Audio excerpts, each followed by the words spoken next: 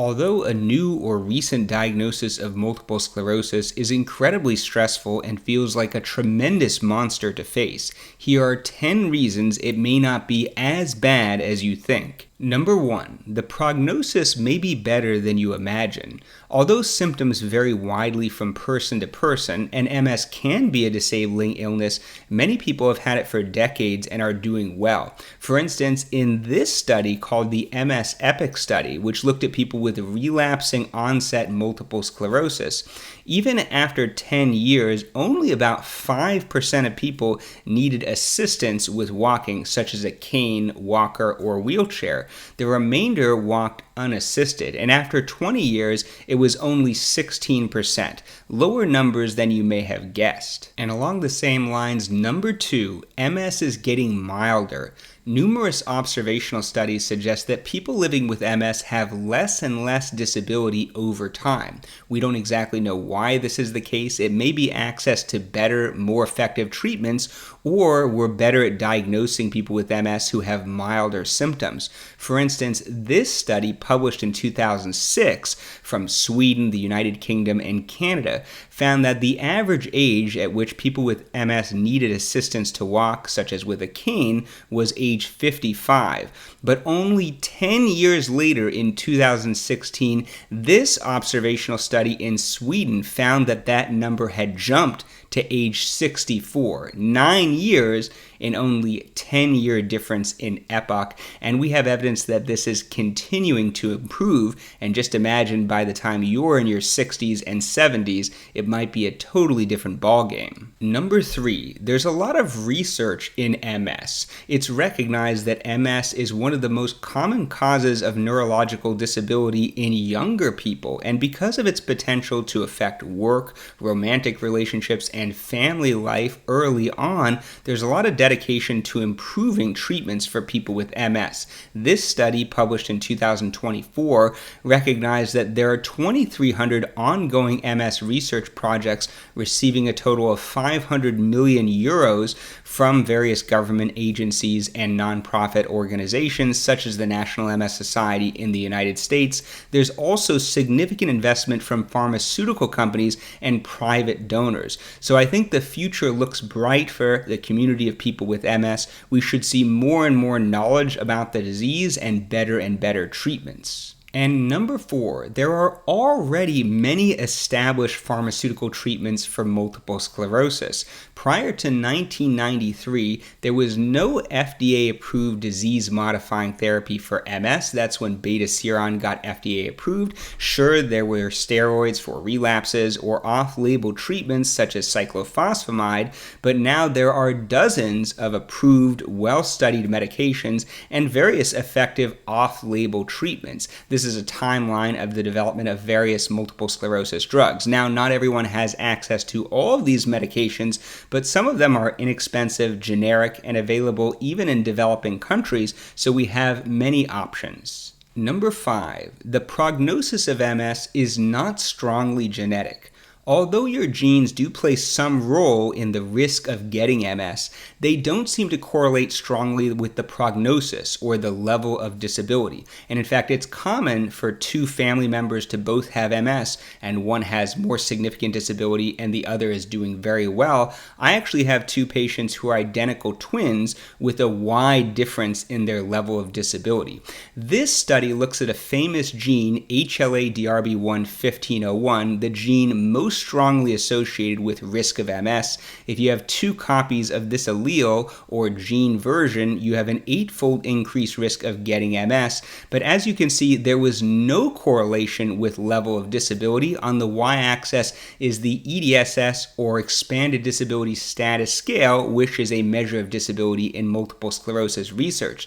So it would seem that our genes do not condemn us to aggressive illness. And hence, number 6, lifestyle likely plays a role to some extent in the prognosis of MS, and these are modifiable risk factors that you can do something about and take control over the illness.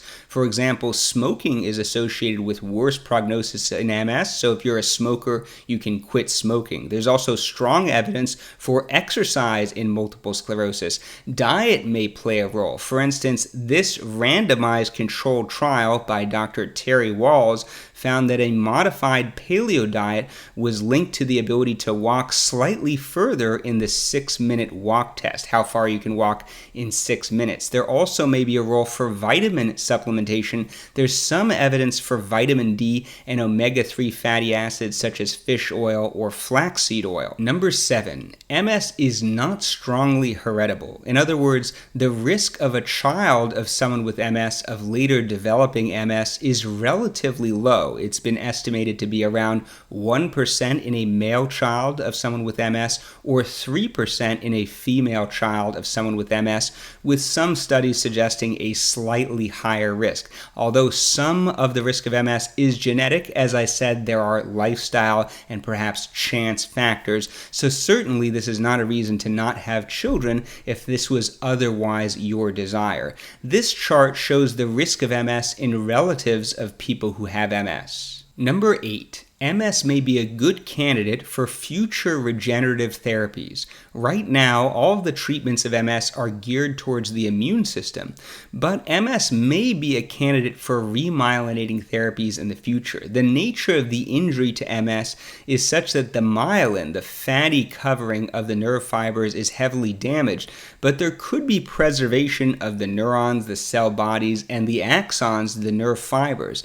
Hence, if there's a development of a remyelinating agent, there may be the potential to recover from even long-standing severe disabilities, which could be impossible with diseases such as stroke, where there's infarction of tissue, or Alzheimer's disease, where there's loss of the neurons themselves. Those diseases might require even further future, more innovative advances. Of course, it's impossible to predict the timeline of future technologies and when they can be applied to human disease, but I do think MS has a relatively high probability of having some kind of regenerative therapy at some point, which could benefit millions of people. Number 9, MS is becoming a more well-known disease over time. Although it's uncommon, only about 1 in 500 people in the United States have MS, people are talking about it more and more, and there are also celebrities like Montel Williams and Selma Blair talking about their own experiences